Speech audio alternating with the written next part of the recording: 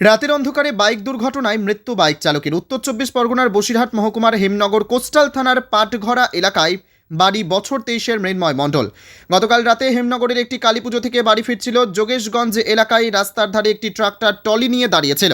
সেই সময় মৃন্ময় মণ্ডল বাইক নিয়ে সজোরে ধাক্কা মারে। এরপর স্থানীয় বাসিন্দারা তাকে উদ্ধার করে যোগেশগঞ্জ হাসপাতালে নিয়ে গেলে রাতেই চিকিৎসক তাকে মৃত বলে ঘোষণা করে। এলাকায় এভাবে দীর্ঘদিন ধরে অবৈধ মাটির গাড়ি চলাকে কেন্দ্র করে একদিকে যেমন পরিবেশ তার বাস্তুতন্ত্র হারাচ্ছে, অপরদিকে সাধারণ মানুষ হয়ে উঠছেন অতিষ্ঠ। হেমনগর থানা পুলিশের পক্ষ থেকে মৃতদেহটি ময়নাতদন্তের জন্য আজ বসিরহাট স্বাস্থ্য জেলা হাসপাতালের পুলিশ মর্গে নিয়ে আসা হয়। ময়নাতদন্তের পর আজ রবিবার বিকেলে পুলিশের পক্ষ থেকে মৃতদেহ তুলে দেওয়া হবে তার পরিবারের হাতে।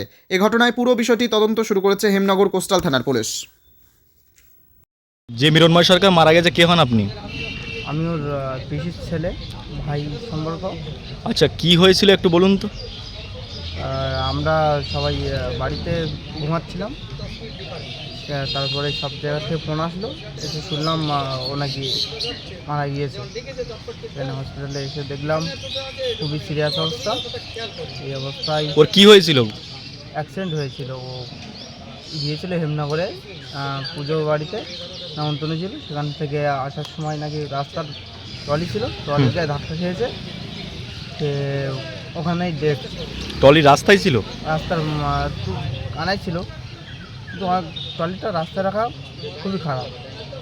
সেক্ষেত্রে ও ট্রলিটা রাস্তায় রেখেছে। ট্রলিটা এরকম অ্যাক্সিডেন্ট আমাদের হয়েছে, আর অনেক রাস্তার কাছে সব রকম অ্যাক্সিডেন্ট হচ্ছে, কিন্তু ট্রলিটা রাখা বেআইনি। অনেক টার্নিং পয়েন্টেও রেখেছে, গাড়ি ঘোড়া সব কিছু রাখছে, কিন্তু রাখাটা তো বেআইনি না।